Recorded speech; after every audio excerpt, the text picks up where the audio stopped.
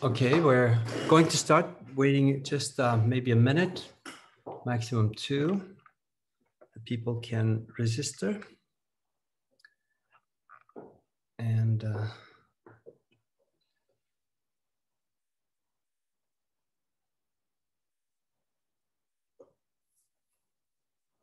going to start in a minute. Do I share my screen or not?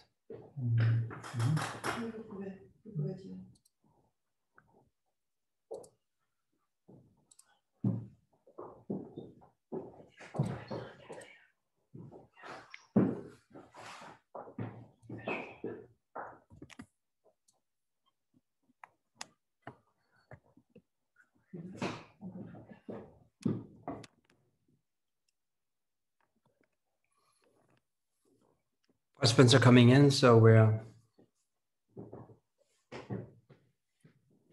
going to let them in, maybe just a minute more, and then we're going to start.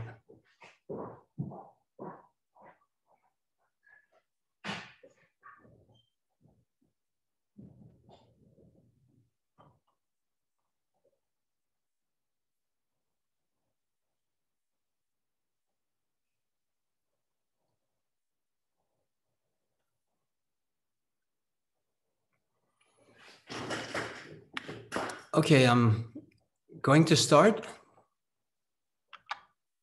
And we're going to introduce also to Professor Reiter, who's going to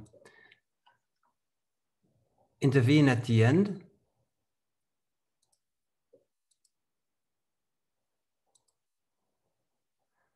So Russ, can you click on the audio and the video so you appear? I've sent you the bond for that. Great, okay.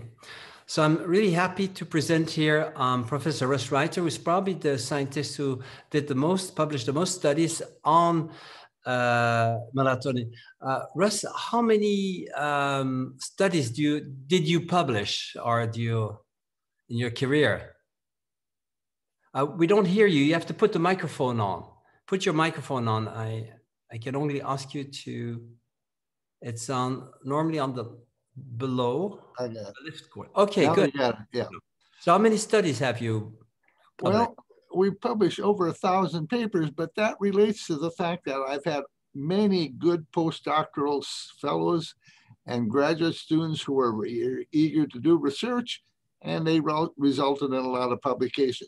Many of those international postdocs were international fellows. Okay, well, Russ and I, we know each other since the late 1980s, actually, when I went to Congress Environmental Health from Bill Rea, and you were talking also there. So I'm really happy to be able to introduce you, and we'll have questions after. I will present now about melatonin, which I think is your life career. It's all about melatonin, and I'm really happy of you being there and honored also. So Russ, I'm going to close again your video, but stay online, do nothing else. I will do it. And I'll unmute you. Okay, good. I'll share also my screen for participants. And here I'm back. I think it's this one. Or it's this one. No, I think it's this one. Here, share. And that's it. So melatonin, what is it?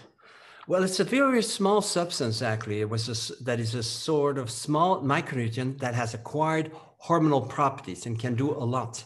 And seeing all these studies, I really have the impression it's like an intelligent hormone. It's beneficial when it has to, and when it has to, for example, kill cancer cells or help kill cancer cells, it has adverse effects that are often the opposite of its usual beneficial effects for the good cells.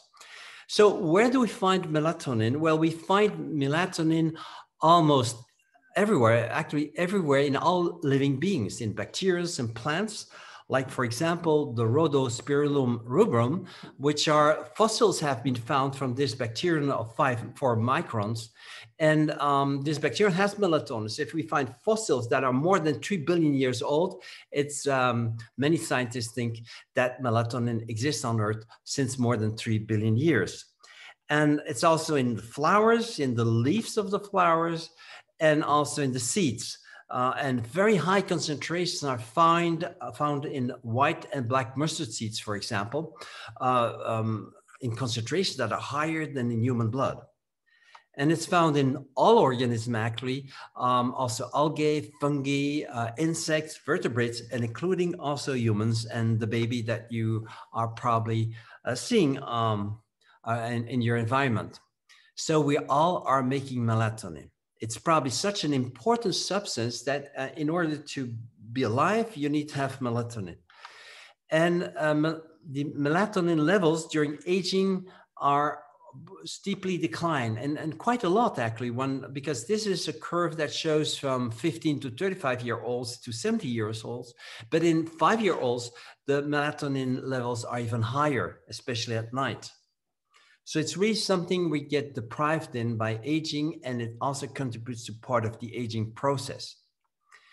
And I have personal implications of melatonin. First, I'm a melatonin deficient since very long, since a kid. I had terrible problems to sleep. It took me sometimes an hour or two to fall asleep.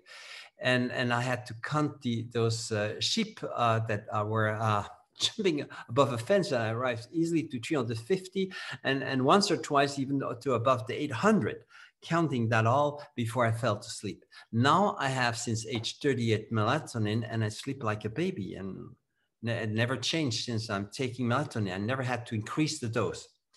And I also was the initiator of a successful court trial to cancel a prohibition of melatonin delivery in pharmacies in Belgium. It took me 8.5 years, but finally, after 4 court trials, I successfully actually managed to permit the delivery of melatonin in pharmacies. This is the paper saying that the Belgian law was, let's say, illegal. And now it's even without prescription possible since 2016 in Belgium. Now, how do you diagnose a deficiency in melatonin? Well, there are complaints and physical signs of melatonin deficiency. And among those complaints are, when you look at a person, a sleep disorder, that's prominent as the major complaint of melatonin deficiency. There are difficulties to fall asleep. You wake up easily, and you have difficulties of falling back asleep. And typically, that's the sort of the brain functions too much with anxious thoughts. You're worrying. When you have enough melatonin, you don't want to worry at night. You want to sleep like a baby. And there's also a lack of dreaming or poor dreaming. And all this improves by melatonin treatment, supplementation. And there's also delayed sleep phase syndrome. You get too hot at night, and you get those hot feet because melatonin decreases your body temperature by 0.5 degree Celsius. And there's also lesser attention, and that's all found in studies, because this lecture is actually a presentation lecture of a whole model of 4 sessions, including with Professor Reiter's lectures that explains you almost everything you ever dreamed of knowing about melatonin with a lot of scientific evidence. So there's a lack of attention. There can be memory losses, and the levels in Alzheimer's disease are often also lower of melatonin. And there's also can be anxiety up to panic attacks. And I think we'll see here in this lecture one of those studies showing that. There's also inattention in people who are having melatonin deficiencies, because melatonin is a muscle relaxer.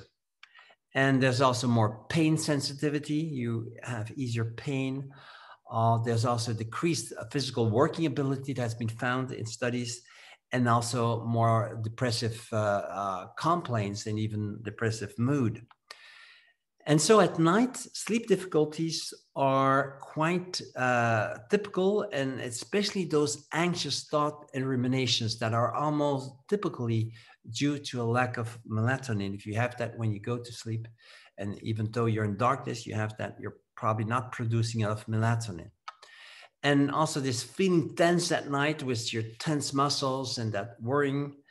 And then that delayed sleep phase syndrome, you feel good when you want to go to bed, you don't want to go to sleep, and it's hard time of wanting to go to sleep because your melatonin levels are not increasing even though you're in dim light, because dim light, soft light, is enough to get more melatonin. Of course, complete darkness is even better. We produce melatonin when there's a lot of darkness, intense darkness.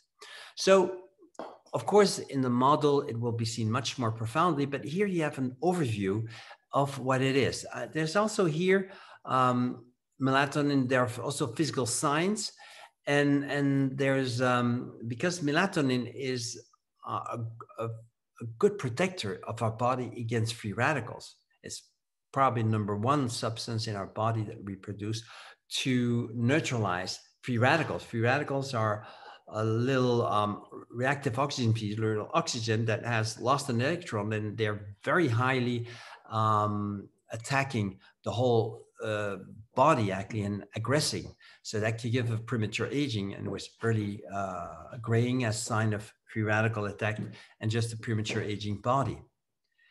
And melatonin, for example, is also such a relaxer of the smooth muscles of our arteries that it decreases generally blood pressure. When there's not enough melatonin, there's a higher blood pressure, and especially a higher blood pressure at night. At night, our blood pressure goes down, and that blood pressure doesn't go down easily if there's not enough melatonin produced by an individual.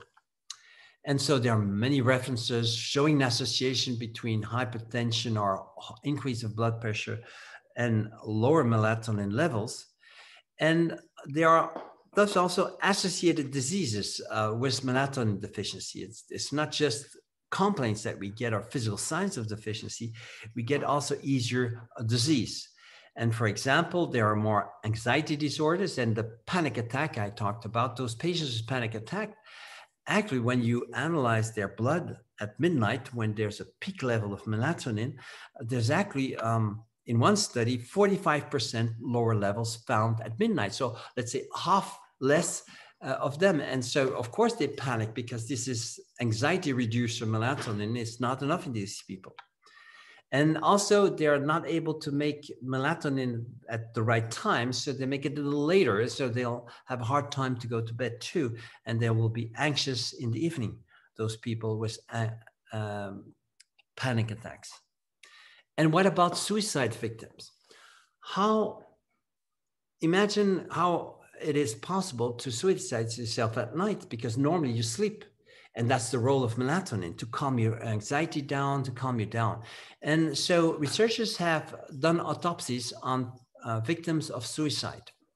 And victims of suicide have actually, compared to controls were people who died from car accidents, and they found in the pineal gland a lot of melatonin.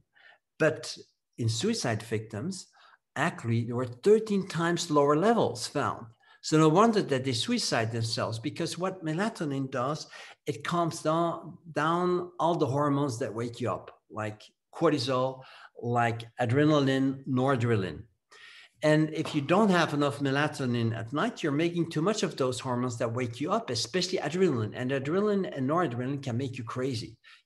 They can flare up in 1 or 2 minutes, and then you can do, I would say, an error around this deed, like killing yourself if you're really so feeling unwell. But with melatonin, it really calms down. And so this is one of the treatments I give in even in higher amounts at night when I have patients who are tempted to suicide themselves. Now, melatonin deficiency also increases our pain sensitivity. And this is one of the studies done in people who had pain syndromes due to nerves that are inflamed or due to no reason that no cause found.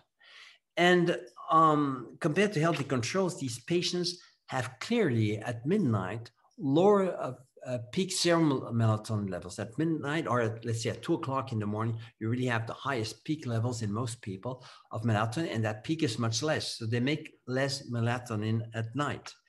And they also have found less melatonin in urines. So it's not only less made at night, probably also during the day.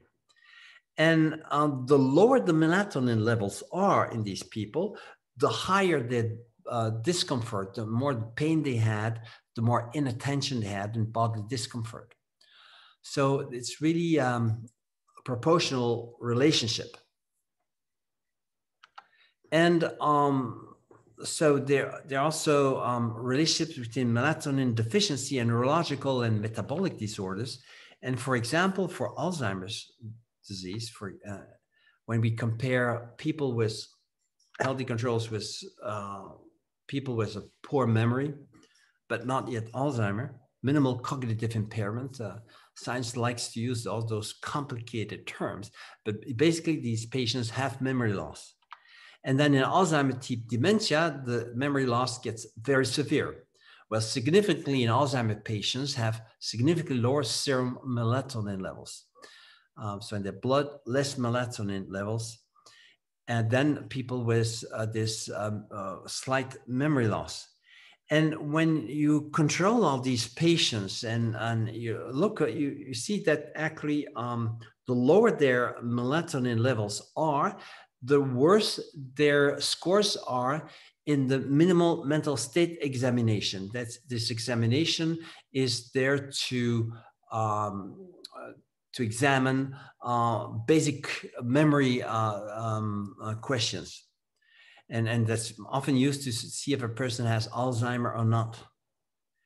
So, and there are many other information. Melatonin works on many of the lesions that decreases lesions that are found in Alzheimer's diseases, and it improves the memory in spatial, in 3 dimensions and things like that. That is what we will see in the models. Also, melatonin deficiency has been associated with more neuropathy. And here, for example, neuropathy is the nerves are getting sick in diabetes, for example. They're not being supplied with enough blood and nutrients, and they perish, and they cause pains and tingling sensations. And diabetics with no neuropathy have, compared to diabetics with autonomic neuropathy, actually, diabetics with no neuropathy, only 37% of them have a sustained 9-time increase in melatonin. In the same study, they compared it with normal controls, where almost 100% of them had a physiological increase in 9-time serum melatonin. Here, there's much less. Only 1/3 approximately has a good increase of melatonin at night. But diabetics with autonomic neuropathy, there's no physiological increase in 9-time serum melatonin in any of those individuals that were examined in this study. So the worse the diabetes is, actually, the lower the melatonin levels are. But when there's neuropathy, the levels are actually not increasing at night in these patients. And so they get much more pain, much more inflammation, because melatonin can decrease inflammation. And they get also more damage to the nerves, because melatonin is a sort of hormone that prevents damage by preventing free radical formation.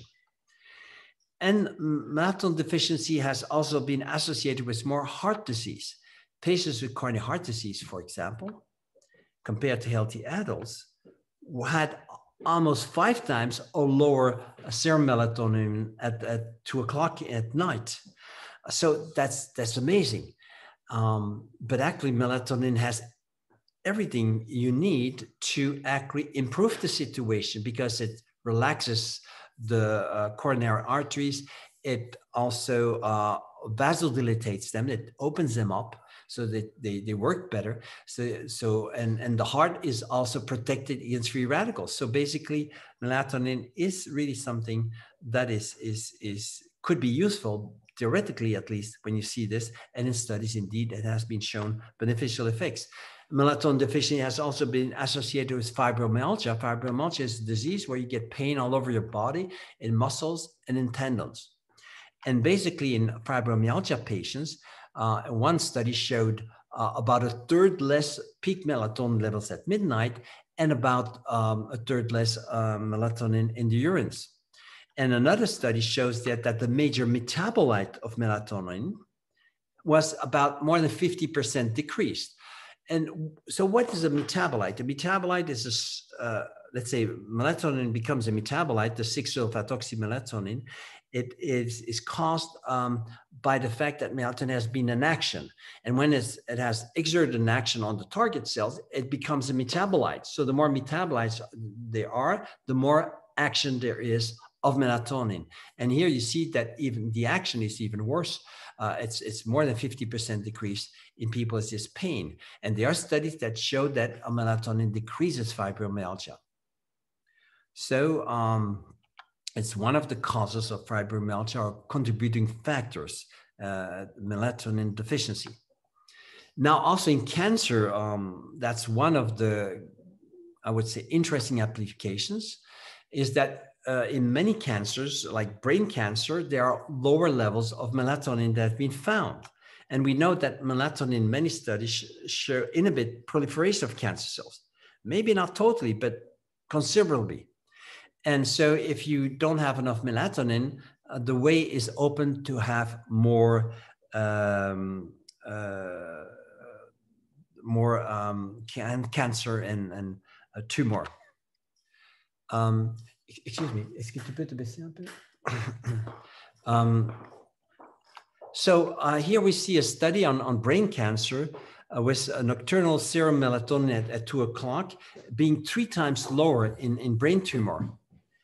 And we see here patients with primary breast cancer, and that you see here, also 81% lower serum melatonin levels, and of 6-sulfathoxymelatonin, the major metabolite of melatonin, 63% decrease. So in severe cancer, it is quite low, the melatonin, although I must say, and we'll talk about this more in the lectures of the model, that there's a time when after the initiation of cancer, where the body reacts by making more melatonin. So you can find in some studies more melatonin.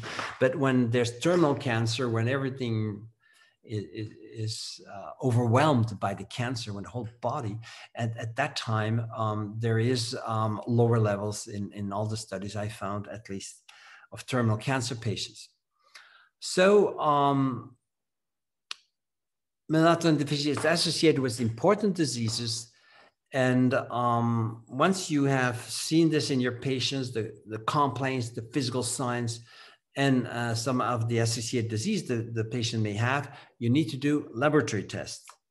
And there are 2 types of important tests. There's saliva tests that are important to check for lower melatonin levels. So simple sample you take in the mouth like this. And here's, for example, what you can take salivary melatonin several times a day. So during the day, and what is especially interesting is take it actually during the night and the beginning of the evening.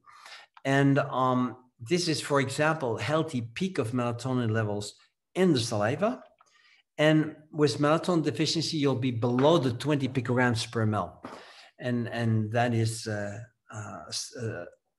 lab test that contributes to show that this patient is deficient in melatonin. Now, what I do is a 24-hour urine test, and to check for lower 6-sulfathoxymelatonin levels, because whenever, as a physician, you can check the metabolite of a hormone, that's even more useful than just checking the hormone. When you check the hormone, you have an idea of the production of the hormone. When you check a metabolite, you have an idea of how much of the hormone is used for action. So you have an idea of the metabolic activity of the hormone. And the major one is 6-sulfathoxymelatonin to check for in the urine of 24 hours, which we do. And I give also in the model, and models exactly what doses show a mild, a moderate, or severe deficiency. Now, what is always important with any nutrient or any hormone is to be able to interpret laboratory tests, because it's not so simple that within the reference range, everything's normal, below the reference range, everything's too low, and above the reference range, everything's too much. It's not that. Reference range are statistical reference ranges.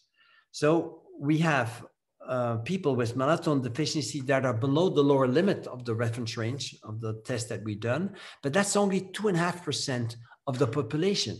So it's only the very severe melatonin deficient patients that have such a level. And there are many actually levels within the reference range of the lab test that between 10 to 94% of patients, the older patient is, the more likely the patient is to have melatonin deficiency. Well, there are many levels where you have people with a more moderate melatonin deficiency, but severe enough to cause problems that the patient doesn't want to have. So, there's a lot of science showing indeed that actually levels that are low normal within the reference range, for example, are also levels of melatonin deficiency, because they show actually at those levels more diseases like neurological disorders. For example, this is a sample of 757 old adults of an average age of 81 years. And what we see is that in women only, there was the lower the daytime melatonin levels, because we have daytime melatonin levels that are 6 times lower than nighttime. The lower the daytime melatonin levels are, the more there is a likelihood of having neurological disease, like neuropathy, but like also Alzheimer's disease, etc. So we need also those daytime melatonin as protection of our brain and our nerves. Also interesting is that that melatonin levels within the reference range, low normal, can be associated with more tobacco or alcohol abuse in women also. And so in women only, the lower daytime melatonin levels were associated with more tobacco abuse or more alcohol addiction, because alcohol and tobacco, the nicotine of tobacco, decrease actually the production of melatonin, which is not good. So that worsens the damage these substances do to the body of a human. And so there's also more risk of being overweight and being obese at low melatonin levels within the reference range.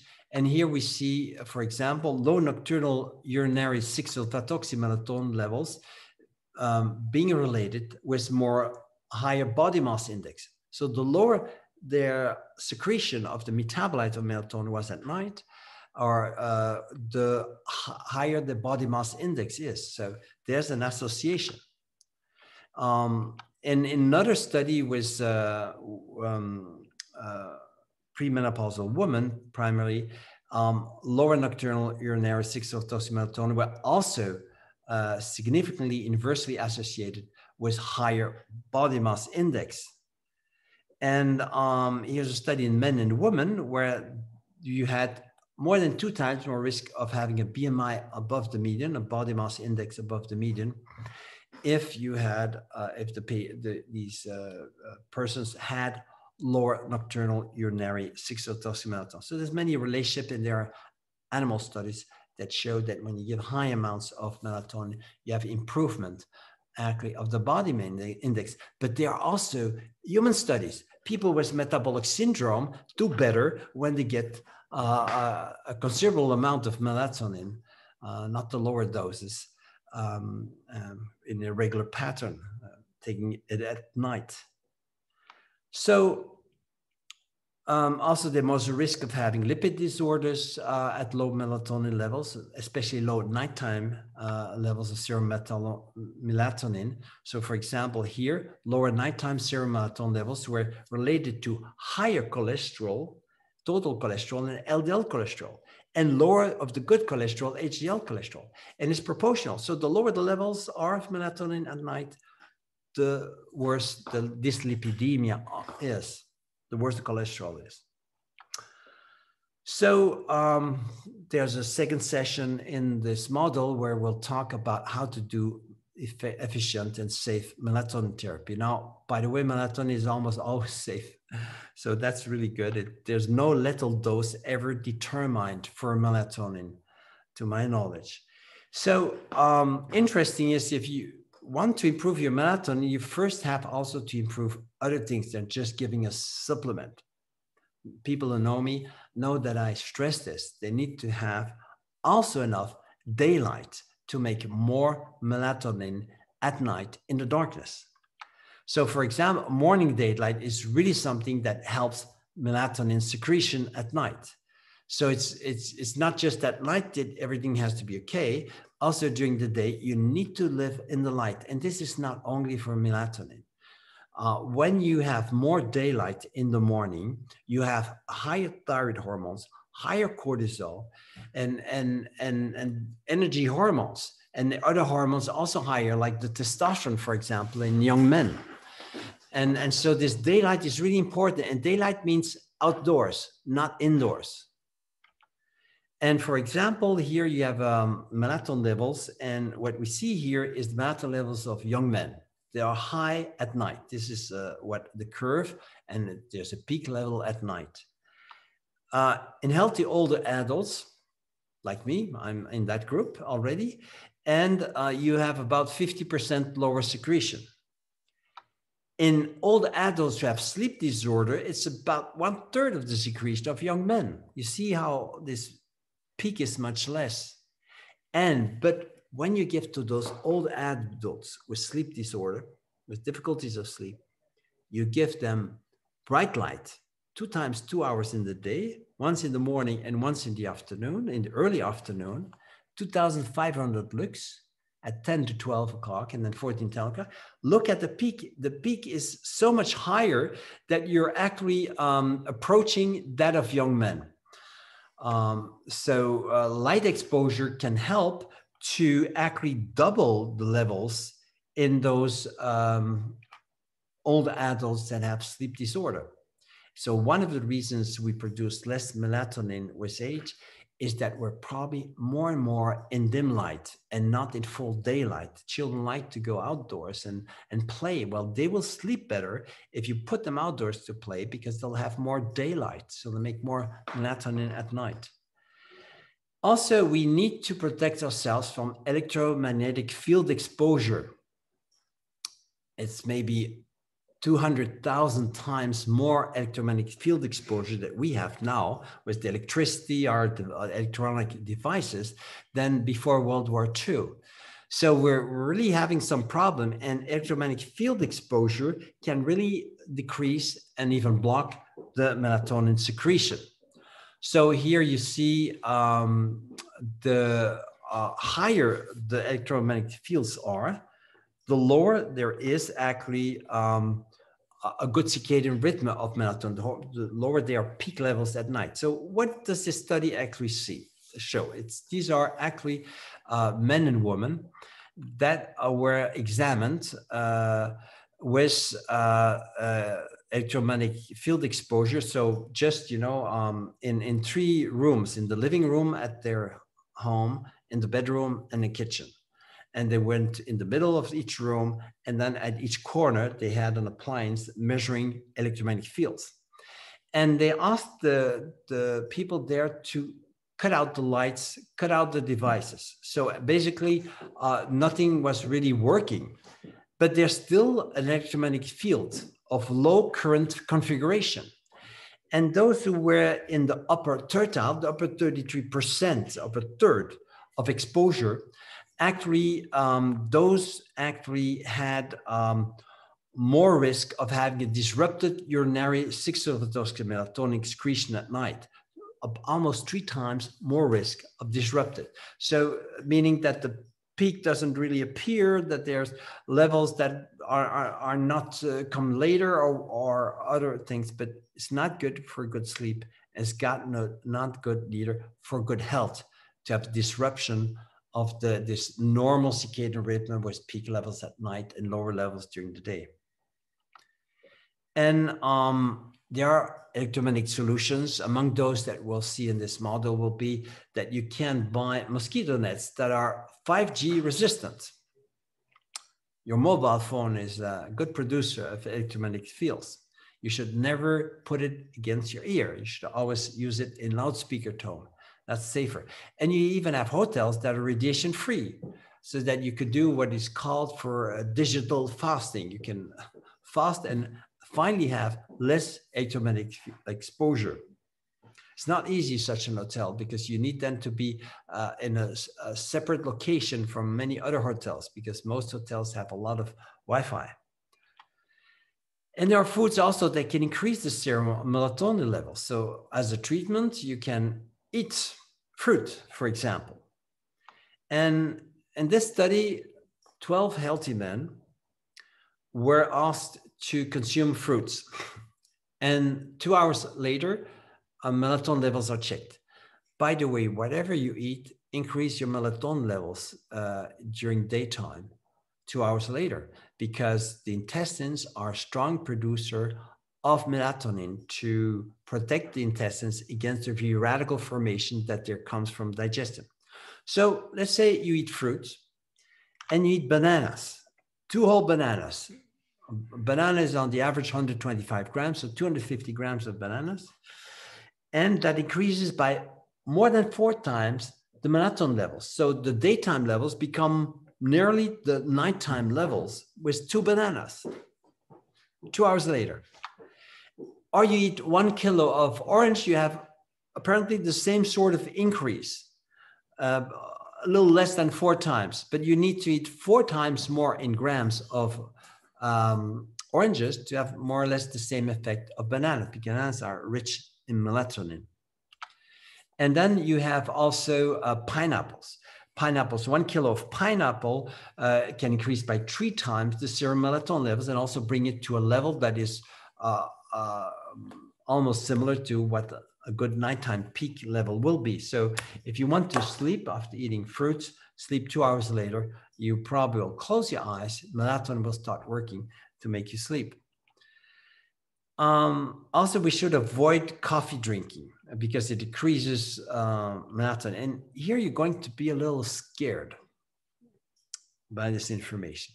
So volunteers drank regular coffee every other day compared to decaffeinated coffee on alternate days. When they took regular coffee that day, they had lower sulfatoxy melatonin excretion throughout the night while they drank in the day. But at night they had lower 6-sulfatoxy melatonin excretion, and they also slept less well with less quality. That study is not the one that's going to scare you. This is, and there's also more time to fall asleep. This is the study that's going to scare you. These is in Korea. They did a study on older adults that had good memory, good brain functioning. They saw that those during a lifetime that had drunken coffee were actually having smaller pineal glands, less tissue in the pineal gland. And participants who consumed more than 60 cups of coffee per year, it's not very much, as a little more than 1 cup of coffee per week, had 20% decrease in volume of pineal parenchyma. So they have a retraction of the pineal gland. And there was a real relationship between this small volume of the pineal gland and a worse sleep. So the lower the volume was, the smaller the volume was of the pineal gland, the more there was sleep impairment. So stop drinking caffeinated coffee. Now, what should we do when we supplement with melatonin? Well, first, it's probably important thing doing that because let's compare first melatonin that we know there's no lethal dose, melatonin that we know that it improves a lot of things in our bodies besides the sleep, and sleeping pills. What about those sleeping pills?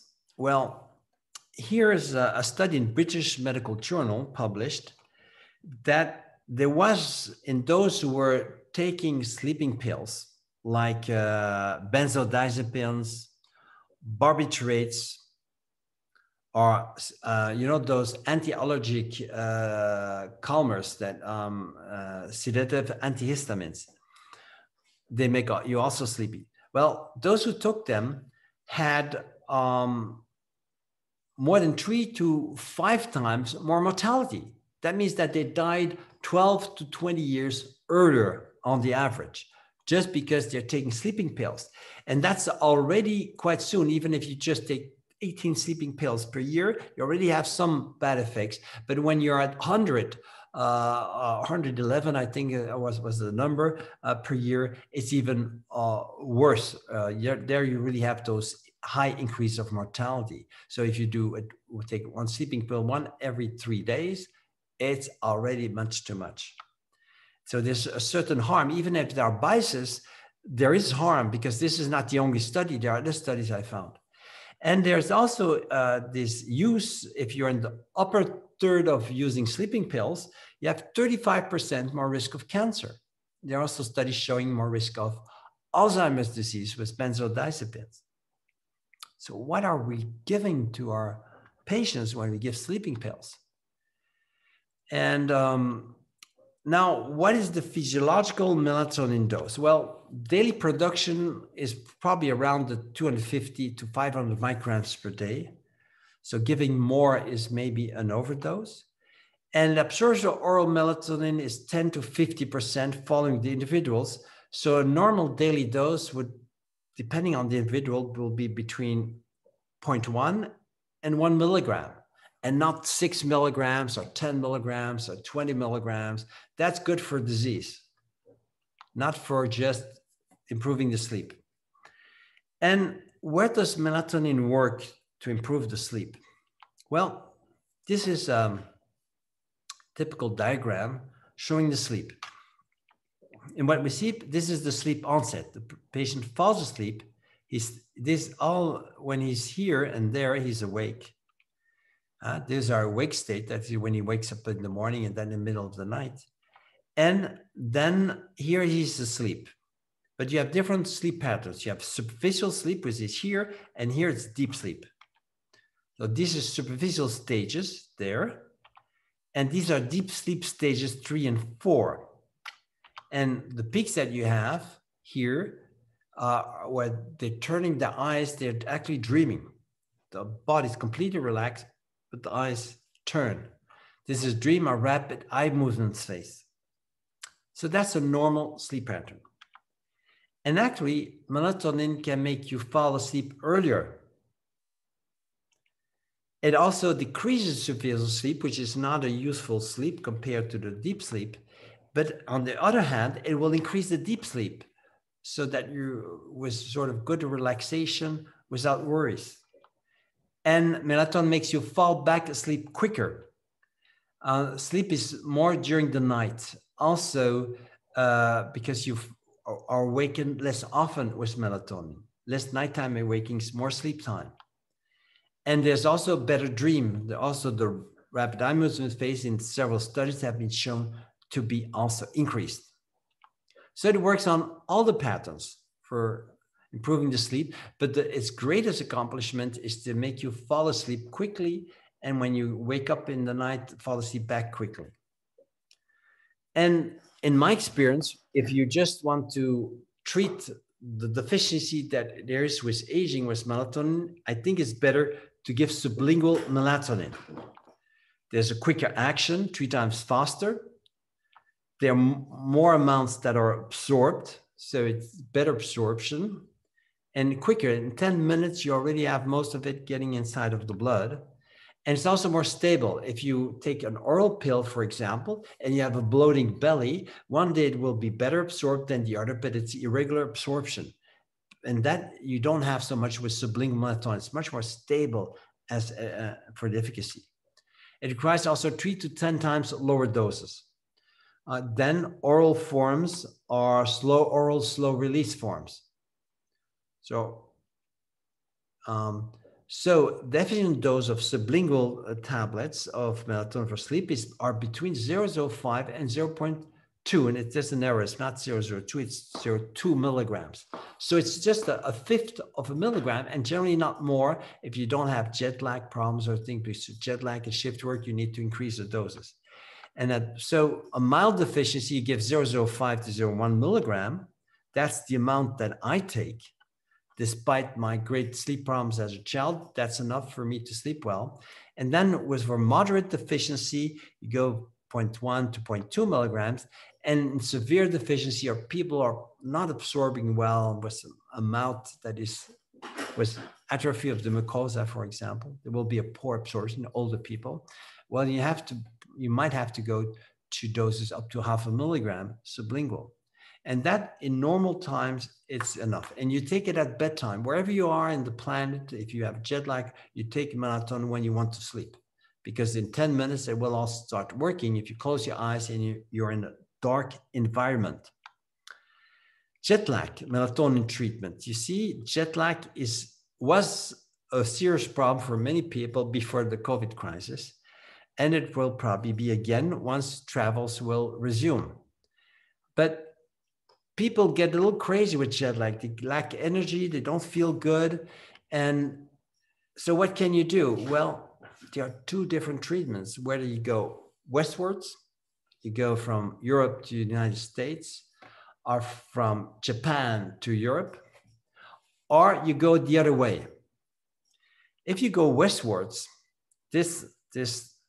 you're actually having the night behind you and the day before you. So you're actually going to have a longer day when you go westwards. If you leave in the morning, you go with a time zone difference of 9 hours, for example, from Brussels to Los Angeles, for example, the night will come later and the travel day will be longer. And I advise you not to take melatonin in the flight. You will take it on arrival when you go to bed on arrival.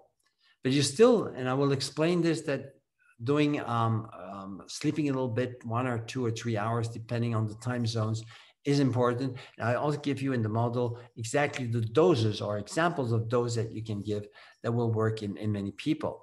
But the doses are much higher when there's a bigger jet lag, a bigger time zone difference.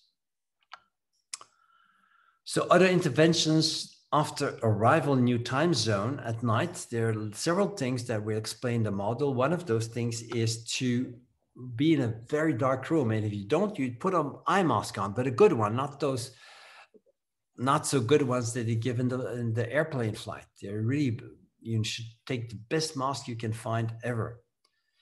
And so a very dark bedroom can increase by 50 to 200% your own melatonin secretion. But not only that, it can be more receptors for melatonin. So shift work, also there's special treatment. But again, if you take melatonin, it's just before you're going to bed. If you go in the middle of the day to bed because you worked the whole night, that's the time at bedtime, that you have to take melatonin in higher amounts. Also important to know what are overdose effects of melatonin treatment. Well, the first symptom that most patients complain of is surprising. They actually sleep very deeply, 3-4 hours, deeper than normal, but then get up, widely awakened for 2 or 3 hours. They cannot fall back asleep. Then if they have that symptom, that complaint, they're highly overdosed. And they get hypothyroid because the melatonin can increase the conversion of T4 to T3. It usually does it 6 to 7 hours after intake. But if you overdose, it does it 3 to 4 hours after. And so they wake up, they're sweating, they get it hot, the heart beats a lot, and it's actually too much thyroid. And that's why they cannot fall back asleep. So you really have, when you have this, you have to decrease the dose by 50 to 75%, almost for sure. Melatonin can also increase other hormone levels in women, perimenopausal and postmenopausal women. And they were, half of the group here took 3 milligrams of melatonin. And compared to placebo takers, those who took melatonin had higher levels, significantly higher levels of the T3 and of the T4. but more of the T3 and T4 because melatonin speeds up the conversion of the poorly active T4 into the very active T3. Showing a recovery, even in this study, the researchers say that women who had before undetected hypothyroidism actually recovered from it just by taking those 3 milligrams of melatonin at bedtime for 6 months. Here you see that melatonin also increases IGF-1. Now, IGF-1 is the major hormone to thicken your skin, the muscles, the bones, the hair. And 2 milligrams of oral melatonin increased also significantly in older women, women of 64 or more years of age, significant IGF-1. And actually, I use that. I show in the model that there are other studies also showing that. When I go somewhere and I forgot to take my growth hormone and IGF-1, what I do is I triple or take 4 times the melatonin dose, and then I know I will have a peak secretion of growth hormone at night that will increase my IGF-1 levels. Now, there's also a session in the model on how to solve treatment problems, how to adjust the disease. And there are many different situations. We won't go through all of those. But one thing is that when there's full moon, there's much more light. And actually, because there's more light outdoors, you're not making so much melatonin at night. You need, if you're taking a melatonin supplement, to double the dose of melatonin at least during the day of full moon or the day after full moon, but sometimes the day before too.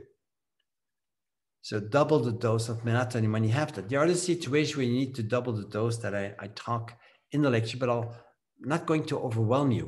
I'm going to show you something important. Those days, you probably need to increase the dose if you're taking melatonin. Also, if there's adrenal deficiency, sublingual melatonin, for example, these are patients with Addison's disease. They are very sensitive to melatonin. And when you have patients like that with those brown spots and irregular pigmentation, etc., and dark circles under the eyes, you need to be careful and provide them with less melatonin. They also have greases, those folds in the palm that are much darker than the rest of the skin. So these patients really need to be careful. And here also what I usually do is I give 50% lower melatonin doses in these patients, at least when we start treatment. So you will go, and you often don't need to go in sublingual melatonin higher than 0.1 milligram per day. Take that at bedtime. How can you adjust to pregnancy? The question that often is asked, can we give melatonin during a pregnancy? Well, there's at least one study that where it was given to patients with severe problems at the end of the pregnancy. These women, these pregnant women, had excessive arterial hypertension. So their blood pressure was too high. That's called preeclampsia. And in preeclampsia, for example, the blood pressure is like this, 159 on 106 millimeters of mercury. When it's above 140, 90 millimeters of mercury, you need to be, the patient is in danger, because these are normal blood vessels of a normal placenta. But these are the blood vessels actually in patients with preeclampsia. These blood vessels don't develop or function properly. So there's not enough blood supply for the baby, and the baby will have difficulties to grow and will be smaller in general. And so 20 women with preeclampsia were received melatonin therapy. And it showed that the treatment was completely safe for the mothers and the fetus. There were no abnormalities of the fetus. Animal studies have confirmed that also. And the delivery that is often premature in patients with women with preeclampsia occurred 6 days later. So that's actually an improvement. And when you look at the amount of hypertensive medication was taken, depending on the days, it was because this was given just shortly before delivery, there was 3 to 6 times lower need for increasing antihypertensive medication. You could stay at lower doses of those antihypertensive medication and control the situation. So we'll maybe discuss in the questions, can we give or not melatonin? But there's a lot of important information that is reassuring. ESC, how to adjust to disease. So I will look in the model on many different situations where higher amounts of melatonin or different amounts or even lower amounts of melatonin have to be given depending on the disease. Often it's a higher amount and maybe sometimes much higher than what I usually propose. And we can talk with this with Professor Reiter because he has also a lot of knowledge about what to do in disease and melatonin. So melatonin deficiency can provide sleep disorders, circadian rhythm disorders. We know that. But what some people may not know is that melatonin deficiency can also favor the appearance of scalp hair loss. So you can lose your hair because of lack of melatonin. You can also have easier brain diseases, especially stroke, and but also neurological diseases, more eye diseases. There's several studies that have shown association of melatonin with also even skin damage on the face, and also disease linked to more free radicals, which is many of the diseases, cardiovascular diseases, also immune deficiency, also melatonin deficiency can be a source or contributing factor, cancer, obesity and diabetes, and also intestinal disorders, even irritable bowel syndrome, for example, and celiac disease. Rheumatoid disorders, bone disorders have also shown association with low melatonin levels, and also lower longevity may be due to, partially at least, to melatonin deficiency. So knowing that, what is important is to know when you have disease, what to do, and how to provide melatonin. Do you give it once a day or 2 or 3 times a day? That will be in detail discussed. And here we're just going to show some of this information for you to remember and to capture. Topical melatonin increases scalp hair regrowth. And for example, these are women with alopecia. This is a woman with what is called female pattern hair loss. And this is a woman with diffuse hair loss. And 40 women were suffering from these disorders, and 0.1% melatonin was given to put in the hair once a day for 6 months. And this is occipital hair. When we look at that, and they put topical melatonin on occipital hair, we saw that there was a hair regrowth. More hairs were in the growing phase, anagen hair, in women with female pattern hair loss, but also in women with diffuse hair loss. It was more significant with in women with female pattern hair loss than it was in diffuse hair loss. So you see how it changes. See, this is hair loss and how abundant it becomes. This is more a picture, a digital picture. It's not really in the experiment that they showed it, but it gives you an idea of what may happen with melatonin after 6 months of treatment. This is also the frontal hair recession here. And when we give topical melatonin, we can get to more hair counts in frontal hair in women with diffuse hair loss, and non-significant hair counts in female pattern hair loss. So also in both hair disorders it improves, but more significantly in women with diffuse hair loss. Interesting is that with giving 0.1% melatonin in the hair, some arrives in the blood, but levels are never above the physiological levels. So you're not overdosing the patient with this. Although I must say I had special experience with it, is that I put melatonin in my hair. I put it 0.3% in my hair very well, and I slept for 48 hours almost. And that was exceptional for me. I had a famous doctor coming to my home. We're going to discuss it. I didn't discuss much with him because as soon as I closed my eyelids, I fell asleep. So basically, need to be finding the right dose. Don't go more than 0.1% in this topical melatonin. Don't put too much in the beginning to see how you react to melatonin. Now, when you give a treatment with melatonin, it can decrease the cholesterol, and it has been shown to decrease the cholesterol of all sorts of types, at least in animal studies.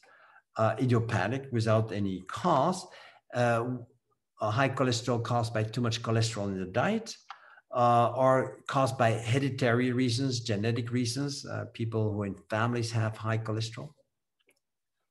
Also age-related decline, or age-related hypercholesteremia due to aging.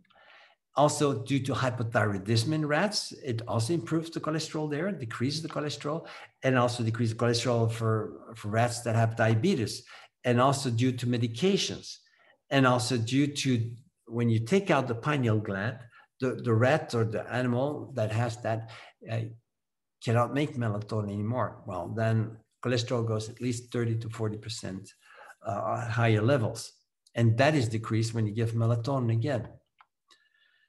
So here's a study on women near the menopause or after the menopause, and they received 1 milligram of oral melatonin for 1 month, and it did significantly improve the HDL cholesterol, but no effect on the other total and LDL cholesterol. In animal experience, very high amounts of melatonin are given proportionally to the weight of the animal. In human studies, we give more physiological doses. And then the effects is less visible, although it does have an increase of the good cholesterol, which is a positive and beneficial factor. Now, melatonin supplementation may also prevent and decrease stroke. And that's something I have a very good experience in. Had a sister who had a severe stroke. Normally she wouldn't have survived it, and normally she would, or if she survived, she would have a handicap, which she doesn't really have. And we provided high amounts of melatonin as one part of the very strong treatment that saved her life and helped her heal. So hemorrhagic stroke patients received 30 milligrams per day of melatonin, and compared to those who didn't receive, they had needed less to be ventilated mechanically. They had to stay less in intensive care, and they had 2 times less mortality. It didn't seem to non-significant, but it was just 15% of them died compared to 30%. So even in the stroke caused by a bleeding in the head, it helps melatonin. But it also helped, and animal studies have shown that that it helps against the ischemic stroke, the stroke caused by not having enough blood arriving at the tissue in the brain. Now, melatonin treatment, what to do with rheumatoid disorders? Well, you need to keep the doses low in that case.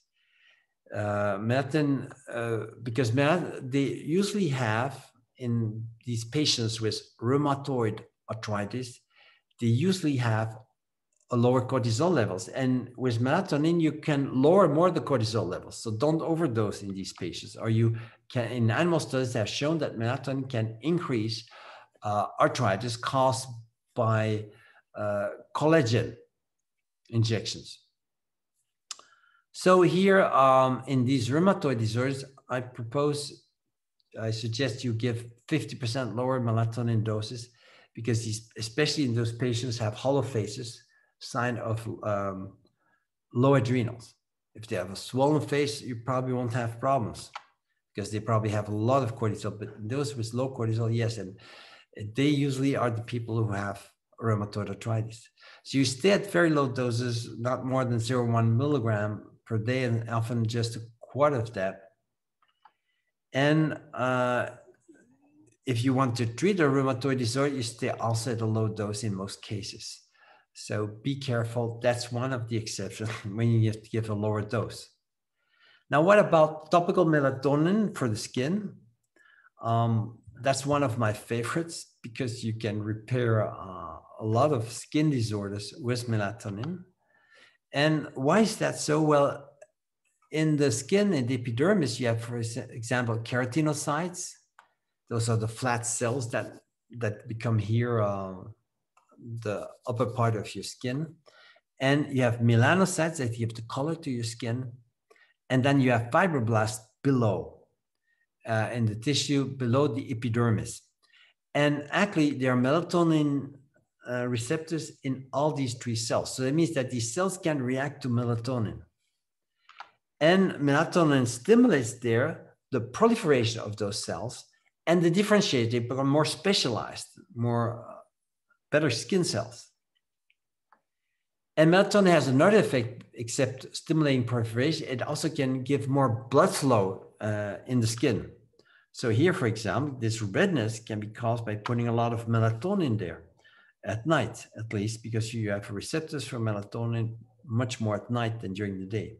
So it gives a nocturnal peripheral vasodilatation, and that increases the blood supply to the skin. So that's one of the ways. If there's more blood supply to the skin, there's more nutrients, more oxygen arriving there, the skin will regenerate better. And so it also protects the skin against premature aging. You see all these different skins. This is older skin.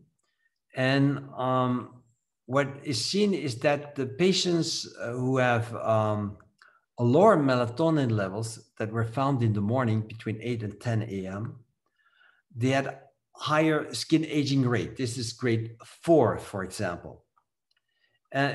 Not so much more skin pigmentation, less skin hydration, but the skin aging rate, that was really in association with the melatonin level. And for example, you had people that low melatonin levels between 8 and 10 a.m. had 2 times more risk of having this skin grade 4, which is, I think is around age 60, and age 70, 2 or 4 times more risk of this, and age 80 is like 4 times more risk of having the skin. So the lower your melatonin levels, the worse your skin may be, older it may be. And melatonin rats that get a removal of the pineal gland, pineal ectomized rats, they have what is called an atrophy of the epidermis, and with disorganized and atypical cells appearing, and a lot of vacuoles in the skin, myelin figures, dense bodies. And that skin is much better actually when those rats with pinealectomy receive also melatonin. There's much thicker epidermis with better collagen fibers. You see that the structure is much regular here, the collagen fibers, than there. And it's thick dermis too. This is thick and organized.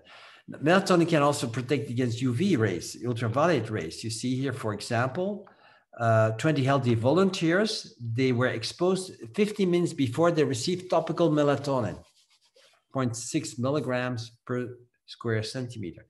And then they exposed these healthy volunteers to ultraviolet light, and that significantly suppressed the redness at the visual score. See, you don't see redness here, but if you give melatonin after ultraviolet light, 1 minute, 30 minutes, or 2 or 4 hours later, it was the same effect as placebo. The skin burned and became red. There was no protection against sunburst. You have to give it before. Melatonin also protects against skin cancer. These are different skin cancers like the squamous cell carcinoma, basal cell carcinoma, melanoma. There are studies that, at least in vitro, show improvements. And I have, for example, a sister-in-law who had some cancer developing here, and she didn't want to get a huge scar here by the operation. So we put melatonin there, 0.3%, and basically we have a special cream with a very good odor and good penetration. And actually in I think it was 2 weeks or 4 weeks time, it reduced by about 20-30% the lesion. So the cut could be much more discreet to take out the cancer. So melatonin is also treatment for cancer prevention and reduction. And there's a whole lecture on this with details, doses, and things like that. And then we have the very cutting edge presentation from Reiter on it. So consider this as adjuvant. Consider also as melatonin as an adjuvant, actually, in cancer. So when you want to prevent cancer, you give the normal doses, small doses. But if you really want to be efficient and there's an advanced cancer, you need to go to much higher amounts that are between 10 and 30 milligrams of oral melatonin. Oral melatonin has usually higher amounts. That's good. In 2 or 3 divided doses, because there you really need to halt the progress. It does give a little fatigue or a little tiredness, but not major. So you can do it. So melatonin decreases the proliferation of cancer cells. That's one of its effects. It has been shown to do that in brain cancer, in thyroid cancer, in lung cancer. And I'm going to see all these studies that are a lot in vitro, but some are in vivo. And digestive cancer, oral stomach, liver, pancreas cancer, intestinal cancer, colorectal cancer, genital cancers, including the breast, ovarian, endometrial and cervix cancers, kidney cancer, cancer metastasis, sarcoma, leukemia. We have studies showing efficacy at least on cancer cell cultures in laboratories, but also sometimes on humans. And there's, for example, more than 60 studies done by a group in Italy, Lisoni, that showed in 5 of those studies on terminal cancer patients receiving melatonin, even longer survivals. So melatonin has been reported to substantially decrease the proliferation of cancer cells of almost any type of cancer, but mostly these studies are in vitro on human and animal cancer studies, but there are quite a lot on vivo on living animals and also some on human studies.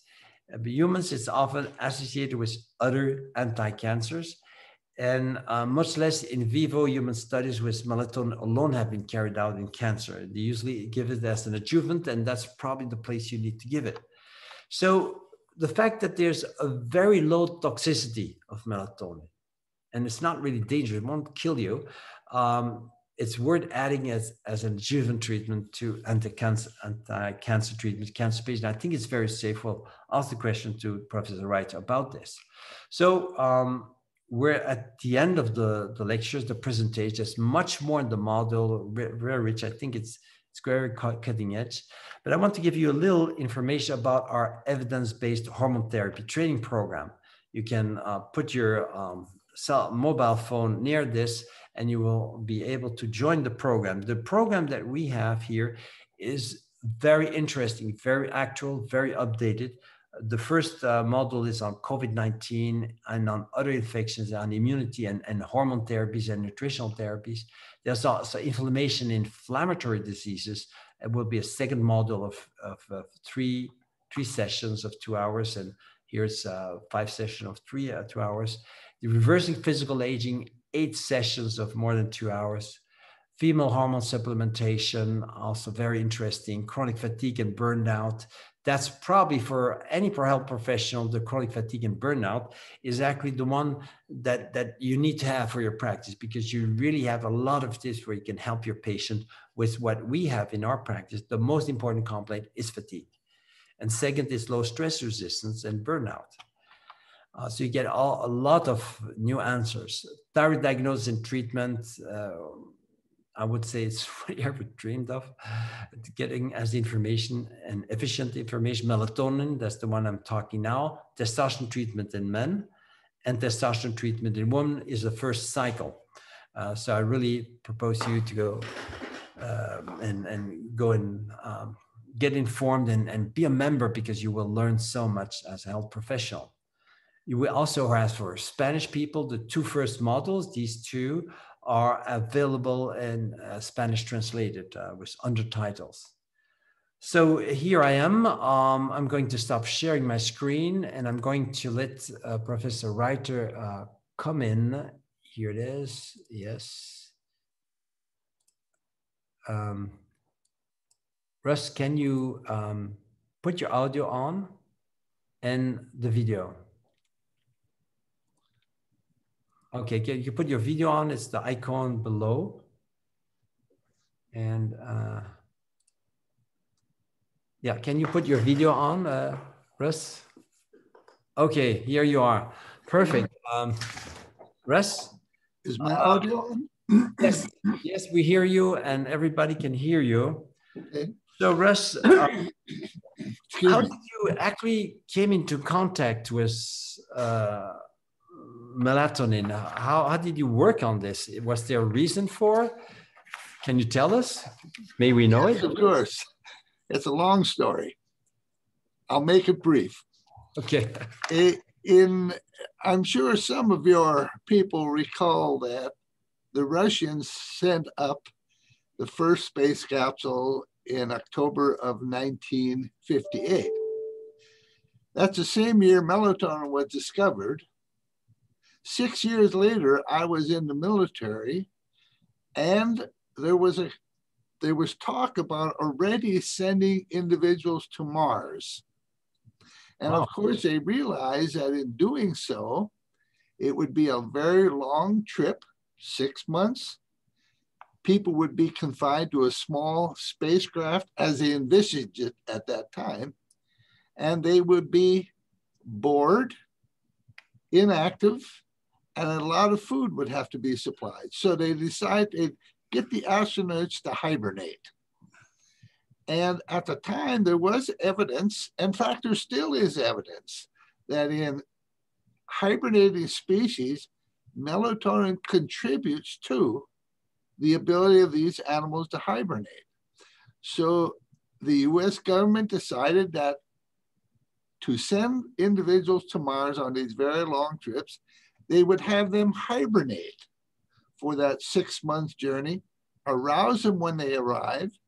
They would not be bored for this 6 months. You wouldn't have to add as much food and so forth.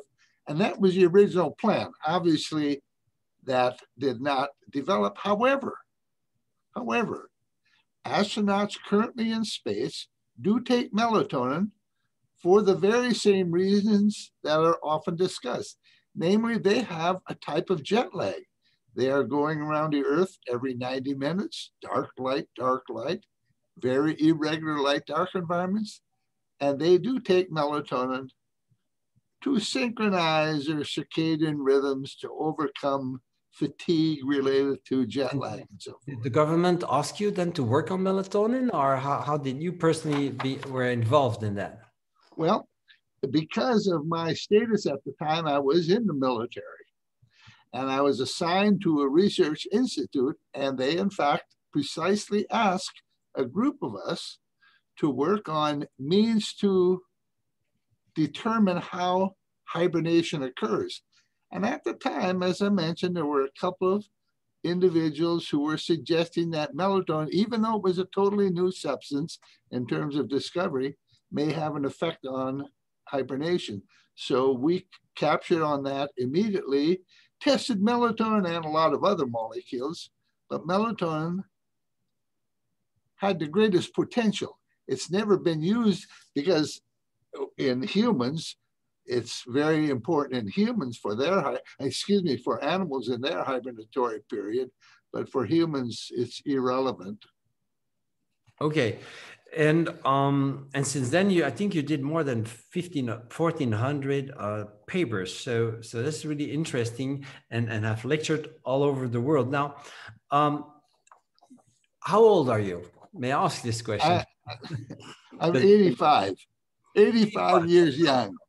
Because you still are giving lectures, I know, before the COVID, all over the world, in China and things like that. And I several times I also asked you, and you're always so dynamic and getting most of the attention when you are speaking. So, well, and yourself, what are you taking yourself melatonin? And if so, what dose?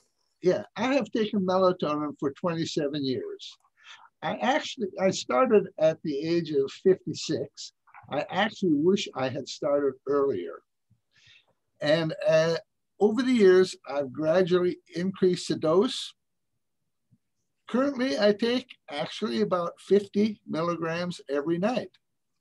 And that's partially for health, but also to protect against diseases such as COVID-19, which there are a lot of studies showing that melatonin reduces the severity or prevents this condition. They're really unnatural, because I did a research, but that was 6 months ago, and I didn't find studies that actually were doing it in humans or even in rodents on coronavirus. But maybe since then there are new studies that have been published. Can you tell maybe more about it? That's a good point.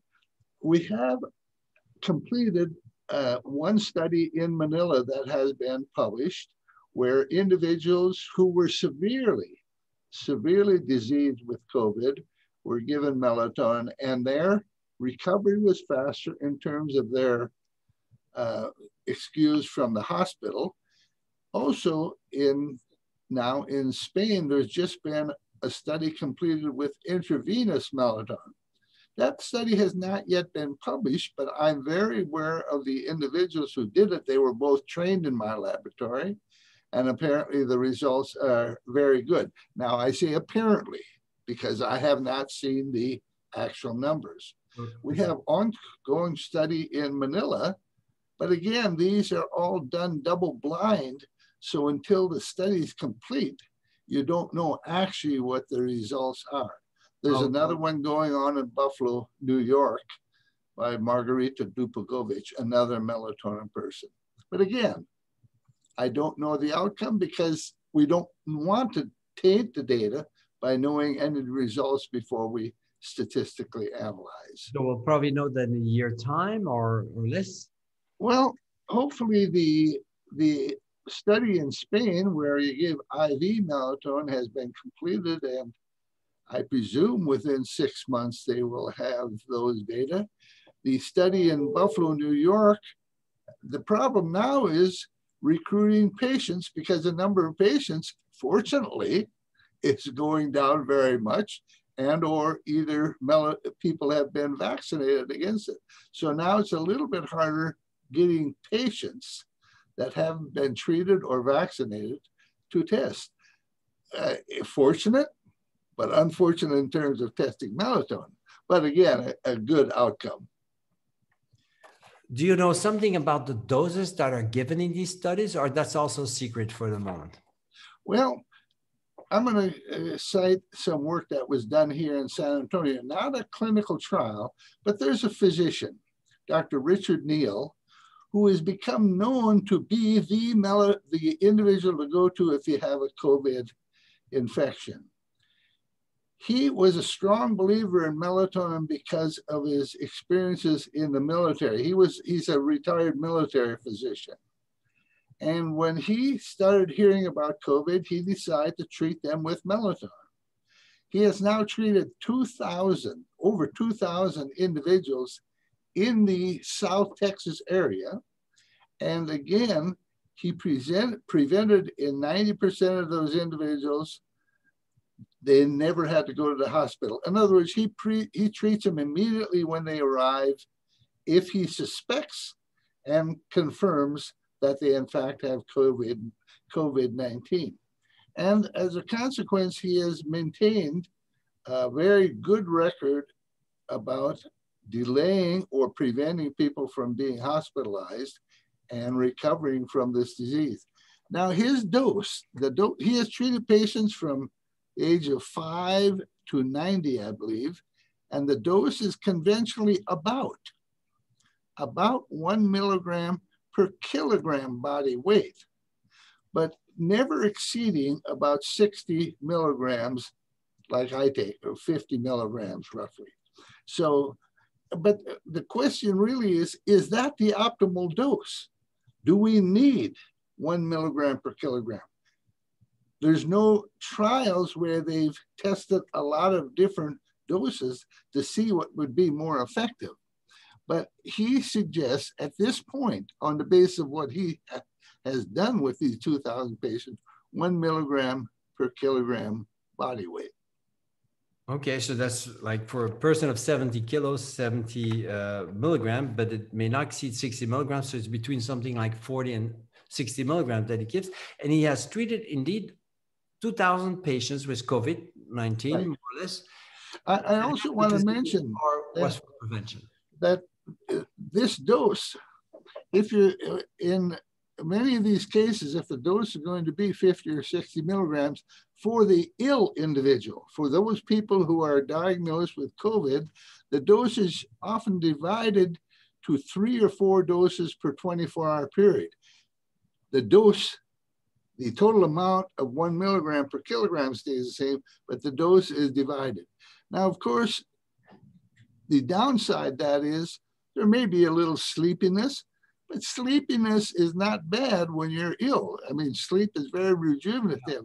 And also there may be a little bit of jet lag, but that's, or a little bit of circadian disruption, but that's not a concern, or certainly not a serious concern when you have a serious condition such as COVID, from which you may die.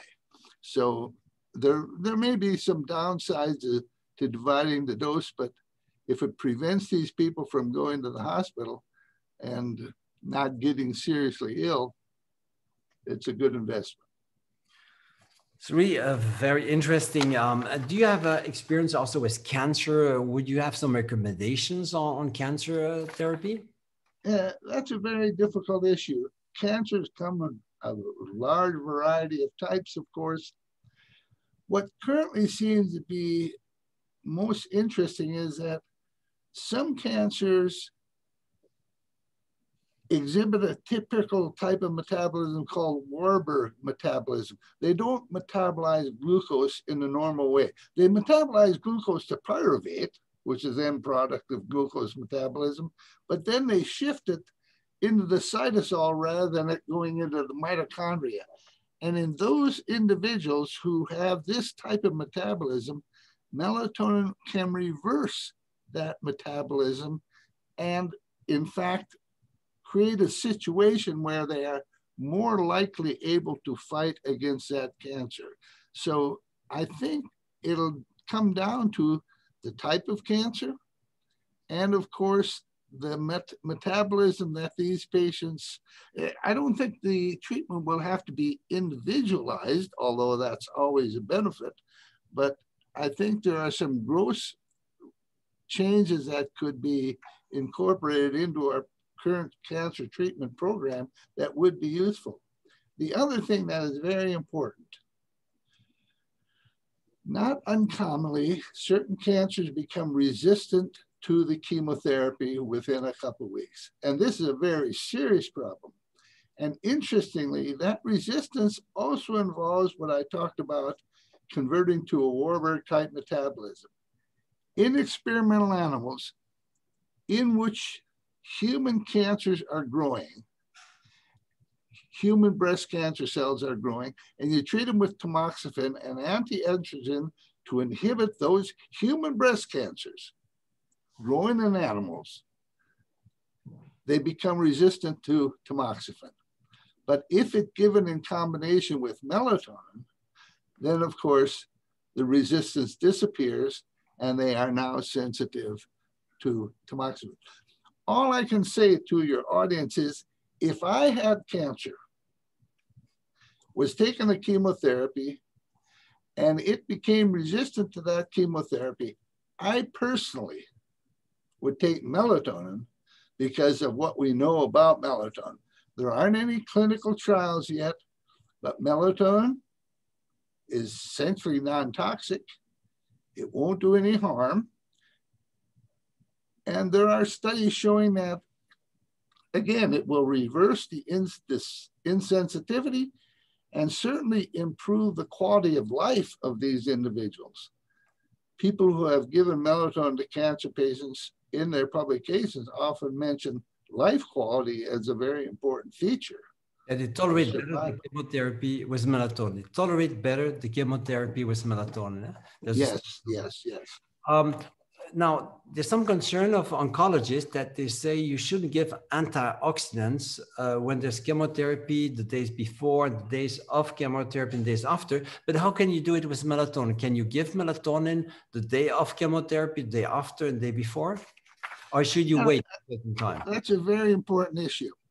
Let's talk about a specific chemotherapeutic agent, adriamycin or doxorubicin. It's very well known that this drug destroys the heart via free radical processes. Doxorubicin is concentrated in the mitochondria in the heart. The heart has a lot of mitochondria because it has to do a lot of work. As a consequence, it produces a lot of free radicals. The action of adriamycin on the cancer is not by killing the cancer via free radicals. It is a different mechanism. So if you can eliminate the side effects, that is, protect the heart from the therapy by giving melatonin, then you could actually up the dose of adriamycin and doxorubicin to further kill the tumor. That's already been done in animals. Again, if you give rats doxorubicin or any species, the heart suffers greatly. And you can prevent the toxicity at the level of the heart with melatonin without interfering with the action of doxorubicin in terms of the cancer. Whether that is the case for all treatments for cancer, because the mechanisms vary widely, I don't know if that's true. But certainly for this, as an example, adriamycin is, again, it will inhibit the cancer, but at the same time, it's inhibiting your heart, and you may cure the cancer, but you have heart failure subsequently. And you would really like to avoid that, obviously. So based on the animal studies, you could say that you shouldn't interrupt melatonin, give it every day you have chemotherapy, because it also has an anti-cancer effect anyway, and it will improve the tolerance to the chemotherapy. So at least animal studies suggest you should go on and you should not interrupt. Or what do you think? No, I agree, don't interrupt. Melatonin has inherent anti-cancer activity. And in many cases, we know it will synergize with conventional chemotherapeutic agents. So, and it'll prevent, on the basis of what we currently know, we anticipate it will prevent the development of resistance to the chemotherapy, which is very important. So it actually will even improve the anti-cancer treatment, at least also the efficacy and its tolerance.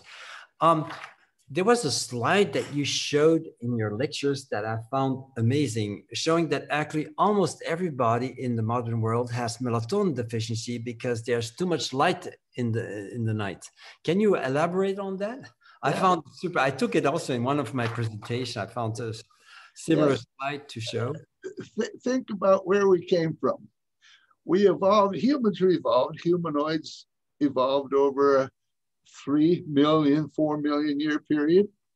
During evolution, it was either light or dark, determined by the rising and the setting of the sun. So along comes the invention of the light bulb in 1879 by Thomas Edison. He said, now we can have light at night. A good idea, except for the fact that light at night inhibits melatonin. So humans are limiting their production of melatonin by the time they spend in darkness. That's usually sleep. Sleep is not a requirement for melatonin, but darkness is. For example, right now in Brussels, in the middle of the summer, you have about 15 hours of light and 9 hours darkness. But on December 22nd, you actually have 9 hours of light and 15 hours of darkness. But there's not an individual in Brussels who experiences 15 hours of darkness in the middle of the winter. So with the use of artificial light, we are truncating the duration of melatonin production. We are limiting how much we produce by limiting our dark period. Then compounding that problem is the fact that most of us are exposed to various degrees of light at night. And certainly if you get up at night, for example, you should never turn on a light until you get up in the morning, because even a brief interval of light will suppress your melatonin. And that gives misinformation, deprives you of a very important molecule for timing, for antioxidant, for everything. So the point is, sleep in darkness and don't turn on a light. That's the best we can do. We're not going to do away with artificial light sources. And people are going to stay up until 11 o'clock at night when it gets dark at 7. That's a given. That's great. Great information. I'm going to go over the questions. If you stay here, it would be good. And we'll see there will be certain Here's a question from an anonymous person saying at 2 grams of melatonin, are there any secondary effects? 2 grams of melatonin is rarely given, but there is no toxic dose in terms of death, fatality, in terms of melatonin. You cannot kill an animal by giving them too much melatonin, which is virtually untrue for anything else. Any other drug, even over-the-counter medications, animals can be killed. I don't see at this point a rationale for taking 2 grams of melatonin. You likely won't die, but I don't see the advantage at this point. There's no justification that I can see for taking that dose of melatonin now. I'm sure there are people do it. Yeah, just some days ago, I saw a study with 1 gram a day taken for a certain time by young adults, and it didn't give more than fatigue, actually, but it didn't give any dangerous adverse side effects, confirming what you said. At least at 1 gram, so I suppose 2 grams might be. You're referring to Nordland Lerner study. Lerner was the guy who discovered melatonin in 1977 with Nordland. They gave the 1 gram of melatonin for a month, and you're right. Yeah. There were no serious consequences of little sleepiness. Here's Gunnar saying, I know people who have become psychotic with melatonin, others who do not respond to it. I myself need 10 milligrams to have an effect, but I never dream. How can I differ so much from other people? Do you know something why some people would get psychotic? I think I have an idea, but maybe I want to hear your answer. And why you need, why 10 milligrams would not make a person dream? Well, in reference to the psychotic response, you're in a better position to answer that than I. I don't know how many cases of serious mental problems have been associated with large amounts of melatonin. I'm sure there's some. There's always some idiosyncratic reactions. In reference to dreams, there are definitely people who report dreams when they take melatonin, particularly increasing amounts. And that seems to relate to the fact that they either synergizing with some other drugs they are taking. Most people are taking melatonin, also taking some prescription drugs, and those interactions are obviously not all clearly worked out. So I think it's even the possibility related to what they eat before they go to bed in combination with melatonin. The final comment would be that melatonin has some chemically structural similarities to some of the hallucinogenic agents. And I'm not implying that that's an issue, but there's, when you have structural similarities, things can occur unexpectedly. But some people do report dreams. I've taken melatonin for a long time and I dream, but not the way some of these people describe. Yeah. But I'm one individual. Very interesting, because I learned also a lot about that. Now, melatonin can decrease cortisol levels. And when you have a too severe deficiency in cortisol, you get paranoia. It's a psychosis where you find people persecute yourself, and then you're very aggressive to other people. So I think it's in people who are low in melatonin, people with a hollow face, a thin face, a lot of pigmentation spots, that you could have some psychosis, but I think it's extremely rare. Now, he said also this person at 10 milligrams doesn't dream.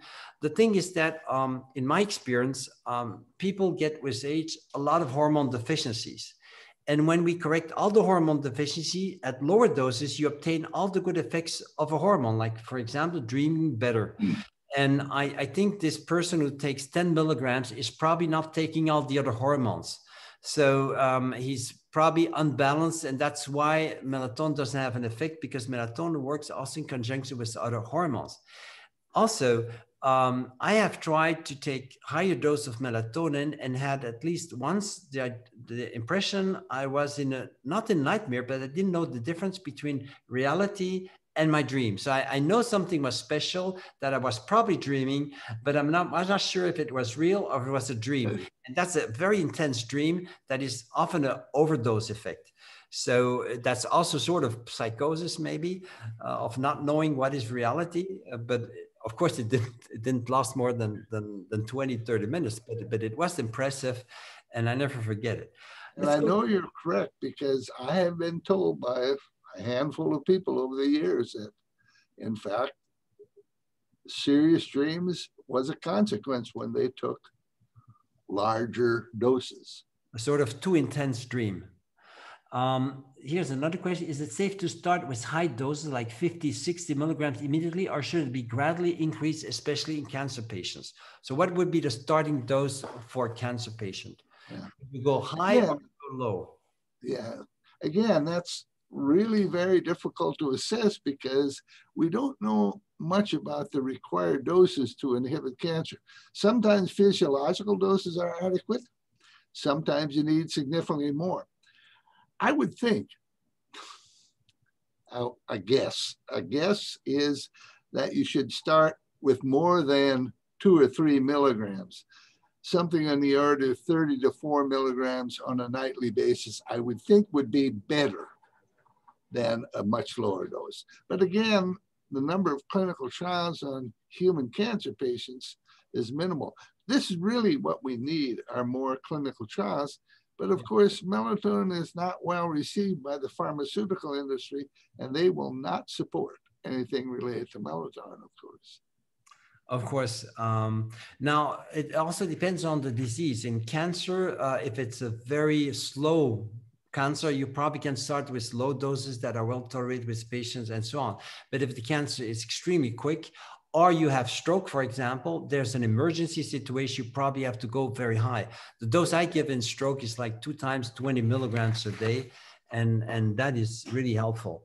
But maybe even higher dose might be more useful. I don't know. I do want to make a comment in reference to cancer. The evidence now is strongly suggesting that melatonin is particularly useful in preventing metastasis. Metastatic cancer, of course, is a major problem. Primary cancer is a problem also, but metastatic cancer is a greater problem. And if you are diagnosed with cancer and can delay or prevent the dissemination of these cancer cells, that's a very important action. And melatonin seems to be very good at doing that, to prevent the dissemination of the cancer And the cells. doses there might be higher, like yes, 40, 60 milligrams a day, yeah, or even more. Absolutely. One patient who takes 150 milligrams a day, and he seems to tolerate it very well. Is it safe to, okay, that is the question. What to do if melatonin does not help a patient to sleep, even with spray on the tongue? Well, maybe I can answer this question, is that I personally, when the sleep is not only determined by melatonin. For example, if you have no deep sleep, you cannot recover from your sleep. That's often due to growth hormone. So growth hormone is the other second hormone that makes you sleep much better. And growth hormone improves mostly the deep sleep very much. And often the dose of melatonin that are taken to people cannot sleep with it are just too much. They wake up after 3 or 4 hours and then cannot sleep back again. And so if they take lower dose, sometimes it's helpful. You may have a comment on this? Yes, I think obviously you have to consider sleep hygiene, what the individuals do before they go to bed. There's a lot of things that those people claim will improve quality of sleep. Not getting excited for the last 2 hours before you go to bed. Certain TV programs are violent and so forth, avoiding things like that. Regimenting your sleep in terms of time. In other words, you should go about the sleep about the same time every night. A lot of people, for example, on the weekend, stay up until 3 in the morning, and during the week, they're going to bed at 11 o'clock. Well, that's circadian disruption, which clearly alters sleep. It's in fact called social jet lag, like airline jet lag. Social jet lag, when you disturb your underlying circadian rhythm by staying up very late at night anytime. Yeah, we also have for improving the sleep is that when you take what is called short-acting melatonin, the usual melatonin, sometimes it only works in some people during 4 hours. And what I propose to give a precursor of melatonin at the same time at bedtime, like tryptophan or 300 milligrams of 100 milligrams tryptophan or 5-HTP, 5-hydroxytryptophan, that converts they both convert about 4 hours late into melatonin. And then people further the 4 last hours of the sleep. So that is something to do. For me, a short acting, the usual melatonin works mostly the first 4 hours when it's a small dose and not when it's a very high dose. And so in that case, you need to give a precursor. You can use a slow acting melatonin, but the problem is that they often work too late, and too late in the morning, they continue on working. So I don't like slow acting ones. How do we regulate melatonin for shift workers? I think it's a bit the same thing. They have, the shift workers will change their hours all the time because they have weekends where they, in that case, I think I want to know also your opinion that melatonin has to be taken just before bedtime at a higher amount when they change shift. What would be your suggestion, Russ? Well, shift work is a major problem throughout the world. Roughly 25% of the people in the world work night shift. Your melatonin rhythm, for example, will switch to the daytime if you sleep in the darkness, if you're on night shift. But generally what happens is these individuals work during the week, night shift, and then on the weekend, try to maintain a normal sleep cycle with their comrades. And as a consequence, there again, it's a phenomenon of social jet lag. It's documented that people who have to work night shift over greater portions of their life have a higher incidence of certain diseases and accelerated aging. In other words, circadian biology, circadian rhythms, the melatonin are all intertwined in terms of, again, the introduction of light was, when Edison introduced the light bulb, he said the good thing about it is it doesn't have any harmful effects. In fact, one of its great effects is its inhibition of melatonin. That's harmful. That's harmful. Okay, but so in these people in shift works, I propose that they have artificial light much stronger when they should have their normal working or daytime. They should not live in dim light during the day and then complete darkness at night, plus higher amounts of melatonin when they go to bed. There's something else that is occurring. In other words, light is made up of a variety of wavelengths. It is really the blue wavelengths in white light, roughly 450 to 400 nanometers, that is inhibit your melatonin. You can have red light at night, yellow light, if it's not very bright, that will not inhibit your melatonin, but blue light in particular is damaging to the melatonin. And the blue light is the usual white light that we use, no? They are both. Correct. Yeah, it has, the white light has blue wavelengths, exactly right. That's the dangerous one, but red light, it's okay at night. Yes. Yes, well, we did install that in our bedroom for at the night, so. I have a story about Brussels. Okay. Yeah, that's of course the head of NATO. Brussels is. Yeah. And already about, maybe it was 10 years ago, I was in Brussels and I stayed at a hotel called The Hotel. Do you know The Hotel? Yes, we did our congresses of pro-aging. Several. Well, The Hotel was a new hotel at the time. And in my room, if I would get up at night, the light was motion activated. And it just drove me crazy. Wow. Because I couldn't prevent the light from coming on. There's a couple other hotels in the world where I experienced that. One in China and one in Sao Paulo, where we were recently. I think that should be absolutely inhibited. If you want light at night, you should have to turn it on, but it shouldn't be activated by it. And the interesting thing is, the following week, I learned that many of the dignitaries who work or visit NATO stay at this hotel. And they are getting up at night and being exposed to this inadvertent light, probably making the wrong decisions the next day. Yes, and probably more jet lag. But I can tell you that in my experience, the hotel is better now and has cut those lights. Probably there were too many complaints. Oh, I'm glad to hear that. Yeah, this question is a bit too difficult here. What is a good dosage to take of melatonin, or where do we start to get started? That depends. What would be a good dosage? I think I showed that actually in the lectures. And can testing melatonin levels be a way to identify individuals who may be at risk for dementia? Would you repeat that? Can testing for melatonin levels, finding low melatonin levels, be a way to identify, detect people who can be dement later, can have dementia? Yeah. Well, again, melatonin levels, optimally, you want to know the amplitude of the nighttime peak, and that's not so easy to do. The alternative is to do 24-hour urinary 6-alpha-toxymelatonin, which is a melatonin metabolite. It doesn't tell you anything about the rhythm, but it tells you about the total amount of melatonin produced over 24 hours.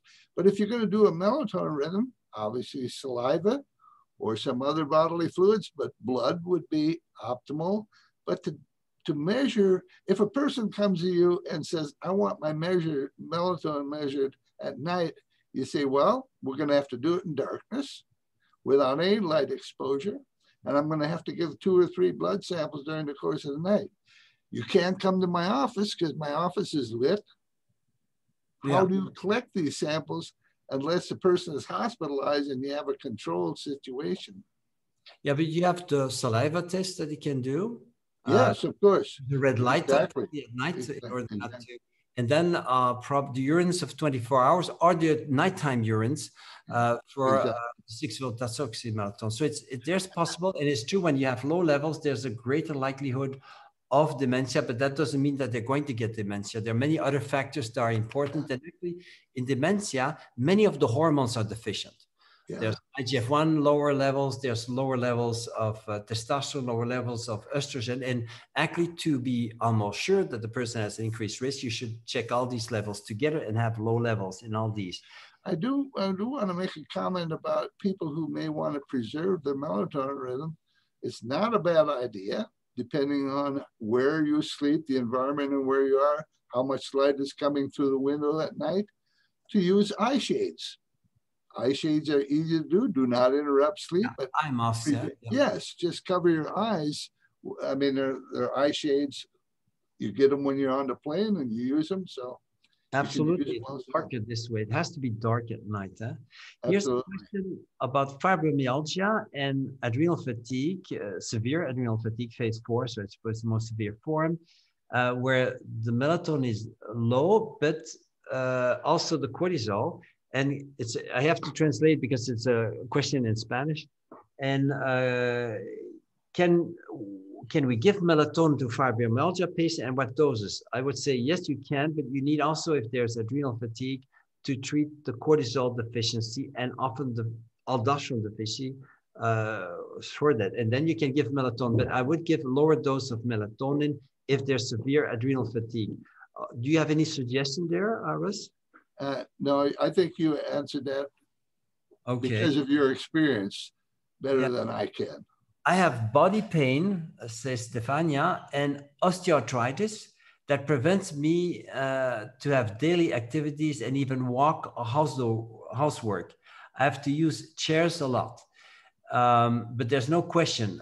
Probably the idea, what can be done? Well, it's very simple. If you have body pain and osteoarthritis, you are multiple hormone deficient, and you need to take the sex hormones as a woman, the male hormones, the DHEA, the cortisol, maybe that they're deficient, the melatonin too, and probably not growth hormone, but IGF-1 if they're able, and they will walk again, especially women who cannot walk much. I do give once a month testosterone injections, and that works. So it has to be a multiple approach, but melatonin can be one of the tools because there's increased pain sensitivity. Yeah? So where can we do a 24-hour urine melatonin test in the USA? It's more 24-hour urine succinyltoxic melatonin. There's a lab in, I think it's Dr. Jonathan's right lab, Meridian Valley lab in Seattle.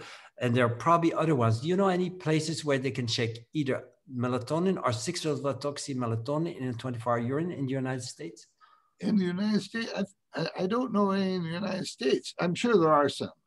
But in Hamburg, Germany, there's IBL, I believe, IBL Labs, which does this type of thing. But in the United States, offhand, I don't know any because I've never used them. We have several labs in Belgium who do it under our movement that pushes it for that. And they just can send samples from all over the world and get that checked, at least for the 6-sulfatoxy melatonin. Is there a situation, but otherwise the other alternative is to check the saliva melatonin, and there are lots of laboratories in the United States that do it. Yeah, so, that would be a simple, that's a simple assay, even radioimmunoassay, which is not so common anymore, but you can measure melatonin by a variety of different means. Here's an interesting question from Melvin. Is there a situation or condition where we can prescribe melatonin during daytime?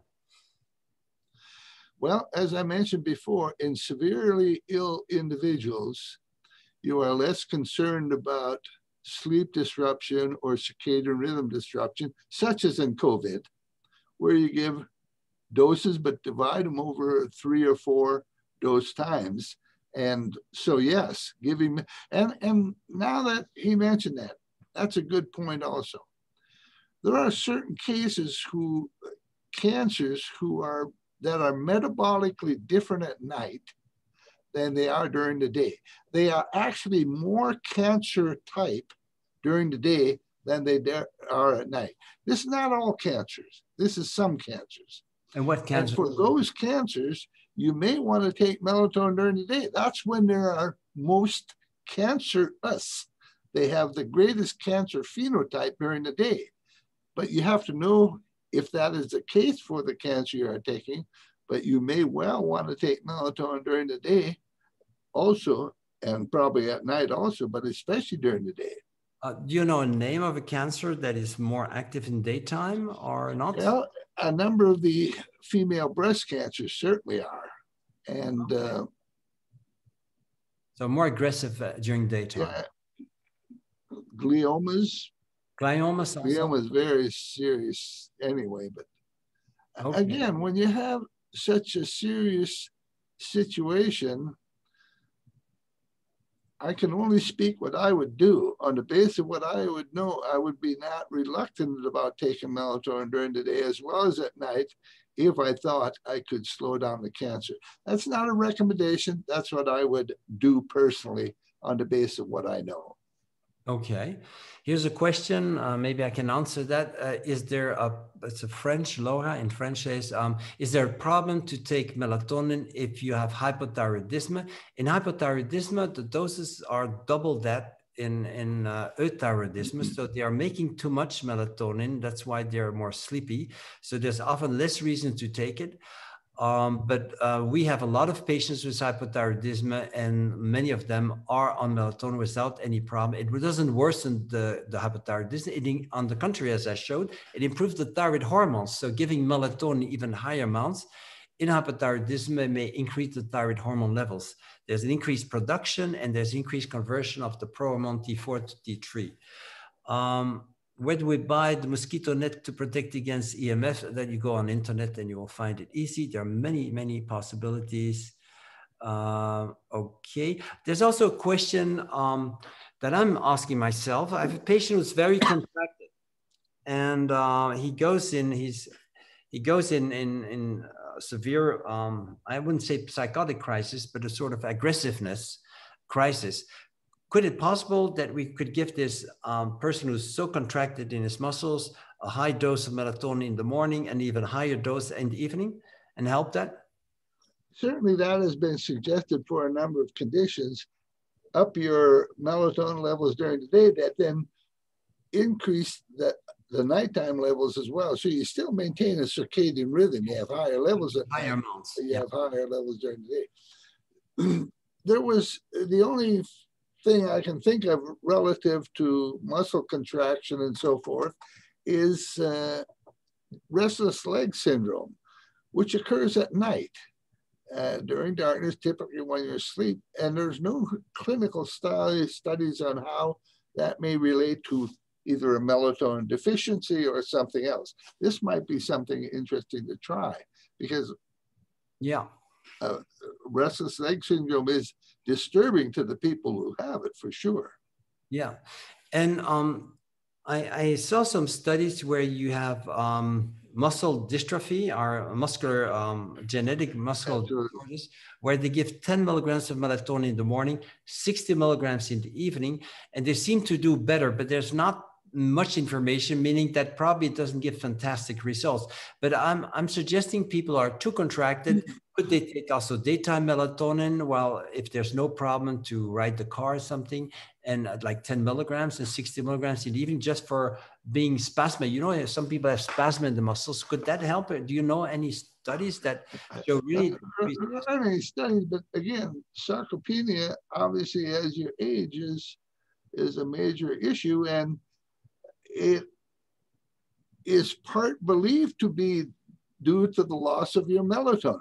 In other words, as you age, you lose your melatonin. It has beneficial effects on muscle metabolism. And so what you're suggesting may be very reasonable. There just are no clinical trials that I remember or know of in reference to sarcopenia. Is there a link between Parkinson's disease and melatonin? Or if you are diagnosed with Parkinson, can melatonin help is the real question. The issue of Parkinsonism is really very important, because when you are diagnosed with Parkinson's disease, you have already lost an estimated 80% of your dopaminergic neurons. Once you have been diagnosed with Parkinson's disease, melatonin may not help very much. Had you taken melatonin for some years prior to, because the death of the dopaminergic neurons is a consequence of free radical generation in the mitochondria, because complex 1 in the mitochondria generates radicals, and these are the ones that are active during dopaminergic neurons and that contribute to Parkinson's disease. So when you want to prevent, but you don't know if you're going to get Parkinson's disease, but the suggestion would be that at the age of 45, again, that's not a recommendation, but people start supplementing with melatonin because you're going to lose it, and you may be able to delay or prevent or make less severe Parkinson's disease and some other. So the good idea to retain here is do prevention. Even if you don't have it, take already enough melatonin in order to be able to prevent. Precisely. We'll have to finish because it's 2 hours now, so it's already a long. I really thank you, Russ. It really was enlightening having you, and it's always a pleasure. I think you're so good-hearted that it's also pleasant to be with you. You be well, and all your colleagues be well too. Thank you very much for the opportunity. I really thank you. Well, I'll show some information now. So you can I'll take your audio out and really thank you for being here. I'll stop video and I'll have some announcement to make because we have a next free webinar here. So I need to share my screen to show this and that must be it. Share. Okay. No, that's not the one. That's not the good one. Sorry. Just need to upload. Share screen.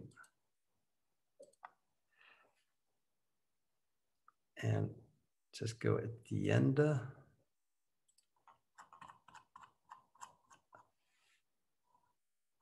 So the next events, very important for people who would like to continue, is to save the date. We're going to have a free webinar with Professor Abraham Morgenthaler, who is the world expert #1 on prostate cancer and testosterone. And that will be on testosterone in men and also for women, testosterone in women. So it will be, I think, really enlightening. Be there on June 22nd, always on a Tuesday, same hour, free webinar on Zoom, and register now. I think there will be a lot of registrants, so that will really be worth it. And save also the dates for their question and answer sessions for those who are in the program in May 26th, that will be tomorrow, and June 22nd too, also, which are very enlightening because it's extremely practical cases during an hour, really, really interesting. And then among the books, books for general public this time, Hormone Solution, the book on oxytocin. Hormone Solution talks about all what 15 hormones can do for your health and improve it. Passion, Sex, and Long Life is a really book on oxytocin. It's really, actually, maybe my favorite book because I put all my heart in it, because oxytocin did really improve me on that level. And then the Patient Hormone Handbook, which is a reduced form of the Hormone Handbook for Physician, about 10 hormones, but also a lot of nutritional therapies. You get all the practical information, what are the optimal values and optimal levels and things like that. You can also go here to go on the website, Hertoghe Medical School, where you can get that. And then I want to thank my partners here, Hertoghe Diagnostics, VIP Pharmacia, Isonut, Qualivita, Forsthaus, Apotheke, Nutri-Essentiel, Biosil, Laboratoire Optim, TaylorMade, Anti-Aging Systems. They all are fantastic partners, actually. LIMS Lab, also Bjorn Norisso, who has helped for the translation. I really thank the translator for the wonderful work done. Forthaus Apotheke. And then there's a little word of Pharma Nord. It was one of our best partners. This is a really important firm. All the firms are important, but we have a very close relationship because of their honest, they have good products. It's a Scandinavian firm, but it's very well located all over Europe. So here, let me let Joe Klaus talk. Hi, everyone. I'm Joe from Pharma Nord, Belgium. And first of all, I really want to thank Thierry and Claude and whole their team for this opportunity. We work together now for many, many, many years, but every time I'm really amazed about the passion you put in your work and the passion for the movement. And we from Pharma Nord will keep supporting this movement for many, many years. Pharma Nord is one of the leading companies in food supplements in the world, and I'm very proud to work here. We are producing ourselves for 45 countries now, and in that way, helping millions of patients every day. I think we might say we are specialists in vitamin D, coenzyme Q10, selenium and zinc, and of course, melatonin. Today, there are more than 400 universities who did studies with the end products of Pharma Nord. Hence, the evening is about melatonin. We had many, many talks with Thierry about melatonin. We were the first company in Belgium to launch a real sublingual tablet of melatonin. And 2 years ago, we launched the registered drug of 3 milligram also as the first company. So that was very, very shortly something about Pharma Nord. And I really want to thank you for that. And I will wish you all a very, very nice evening. And if you need something about Pharma Nord, or we could do something for you or your patients, please contact us. Bye. Thank you, Yo. Thank you, really. You always have warm-hearted talking, and you're very scientific, really always with very good information. Thank you. Thank you.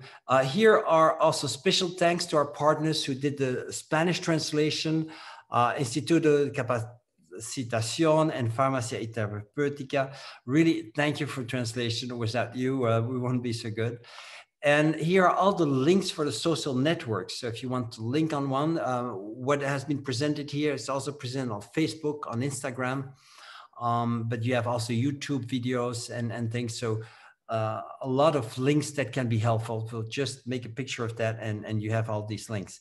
So I thank also the public of all the wonderful work that they did. Here are the links if you want to go directly into contact with us. I really thank everybody for being here, of being till the end. Your questions are great. And I'm sorry we just could answer like 20% of the questions. There were so many good questions, but we'll hope we'll do better next time if we have more time. Thank you for being there, and see you for the testosterone on in June later. See you. Bye bye. Thank you.